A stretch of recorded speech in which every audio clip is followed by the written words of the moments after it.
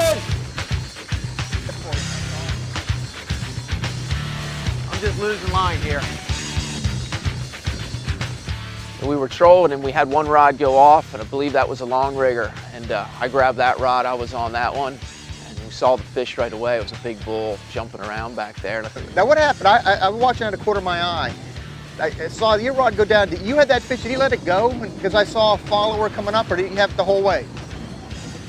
I never saw him, I just saw the rod go down. But from the instant that that rod went down, you were always hooked with him the whole time? Yeah, I think so. Okay. Then he just started swimming at the boat. And I took one look at Trey's bull come out of the water and jump, and it said, this is a quality fish. And this is why you come here. If you love dolphin fishing, there are big fish that roam here, and a lot of them. And I just sat back and sort of took in the show and watched Trey as he played out this big bull dolphin. And just to see this big bull start coming alongside the boat, just the colors in that aqua blue water and the size of that fish, how wide that bull head was on it, it's really something else. There he is. Nice fish. I'll say, Woo! Nice fish. all right. Whoa. Wow. Nice job, Joe. All right, now I'm afraid to let this thing go down because it's gonna go nuts. Give him to Thomas. We're gonna play quarterback now. We're gonna pass this ball off to you. You can grab his ready? tail and hold on to the gaff. Yeah, hang on. Let me get the tail for you. Ready? Hang on. All right. Trey, get in that middle there if you could. San Salvador dolphin, huh? Look at that. And this is, to me, what just gets my blood pumping, the size of the dolphin that moved through the Bahamas, springtime, well worth the price of admission. Well, he's a 40-pounder, huh? Yeah, it's heavy. Heavy fish. Yeah, we'll take care of that in a Go little ahead. bit. Okay, here we go. We'll be back in the water and hooked up with a surprise catch. That's all coming up right after the commercial break. All right. Trey, Ryan, and I are trolling for dolphin and tuna off San Salvador, Bahamas in the spring, and the bites keep on coming. I thought I could have sworn it was a billfish, then I just thought I saw it come up as a dolphin. I don't know. That looked like a little spearfish. It did look like it. I guess the unique surprise in this trip happened when the bait went down. Got a bite on the left long. Nobody really saw it. Saw some splashing going around. Trey grabs the rod. Looked a lot like a dolphin, but it just didn't quite look right. Then it came up, splashed, and sort of jumped towards the boat, and I saw a little bit of a bill, but it was a very small fish, and immediately I'm thinking, spearfish. You know, Joe said that was a billfish. He saw the bill, And we weren't really quite sure, but he pumped it up, got it closer to the boat, and sure enough, I looked down, and here is the most remarkably beautiful juvenile sailfish. There's your little bill. Look at that. the leader, George? Yes, give me the leader. I'm gonna keep him in the water, okay? We got him. A little baby sailfish. Sailfish. Look at that. It looked like a regular fish mound. It was gorgeous. Weren't expecting that, were we? Not in the least. Oh! Here he comes up this way. Look at the purples. Hey, it's all lit up, huh? Look at that. Worked at it, removed the hook, and set it free. It was just really a neat touch to see that small sailfish on our trip to San Salvador. Hook's free, Trey. Get this hook out. Stay up my thumb. Got it. Okay, fish is going in. Here we go. See you later. Woo! You know, last week, remember I told you we had 3 or 4 of them up in the spread. Cool. A few days ago. George's Tackle Locker. We all know how radar can safely get us through fog and those nasty thunderstorms that seem to pop up quite a bit off the South Florida coast and throughout the Bahamas. But yet, if you're a fisher person, radar is an invaluable aid in locating birds long before you can see them.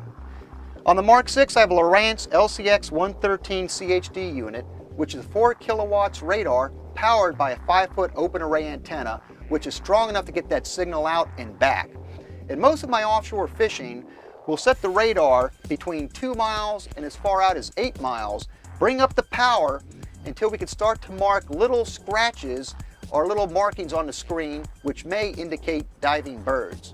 We'll watch those spots for a minute or two, and once we're convinced that those are birds working, we'll race over to the area, and more times than not, sure enough, you'll find working birds and we'll get right onto the fish. So yes, in the long run, a radar is a great safety aid, but if you do a ton of fishing, it's also a great aid to put more fish in your boat. was that? I have no clue. It's got a pretty good bend in the rod. God, it's a big, but it feels damn big and different. Might be it's a billfish. If you love big fish, you don't want to miss what's coming up next. George Poveromo's World of Saltwater Fishing is brought to you by Penn, the biggest name in fishing.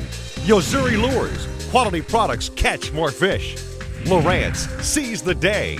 And by King Sailfish, the undisputed leader in catch and release mounts. We're off San Salvador in the Bahamas, and we've got a serious fish running off line. As you're about to see, my luck here is incredible. Could be a Wahoo, Trey. I'm right there. And this was something that I totally did not expect. The rod just slammed on me. Thomas was setting out the right short rigger. Wham! I see him flying across the cockpit. I grabbed the rod, get hooked up, and sure enough, I'm onto something big that's just running off a ton of line. George thought it was a blue marlin, and I thought it had the potential to be a blue marlin. However, I knew the location that we were in. That's where we catch our giant wahoo.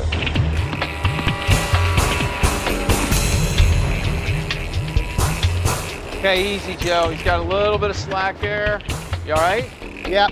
Okay. Don't get too much slack in here. Let me keep me tight. I grab, just let me creep on them. Unless you feel there's a need to get on them super fast. Well, we know what lives here, unfortunately. Oh yeah, okay, I got you. I've seen about 3 dozen today. You asked for that one. I knew the answer. I was just hoping for a fairy tale response or something. I started backing down on the boat because I knew the sharks were around, and I wanted to get this fish. I thought it had the chance to be a 100+ pound wahoo. Get him, George.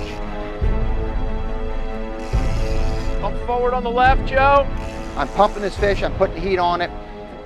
Got the fish maybe 30 feet from the boat, and I happened to look over, and it came in plain view of everybody, about maybe 30, 35 feet down, a wahoo, an enormous wahoo. Oh, big wahoo. Look at the wahoo. My eyes went the size of golf balls. I almost freaked out. Another gap, please. Another gap. Big wahoo. Big, Get the f***er in. big wahoo. Oh my God!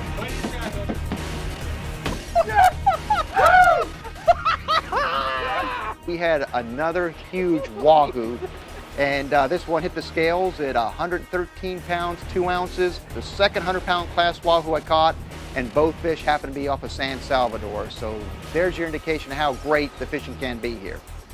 Can you believe the fishing we've had today? We have had everything. Trey, not that I'm getting fresh with you, but I'm so exhausted I can't get my arm off your neck. Those tunas, the sharks, the dolphin, big wahoo. I mean, how could you sum up the incredible fishing trip that I had off of San Salvador with Trey Ryan and the Over Under Adventures team?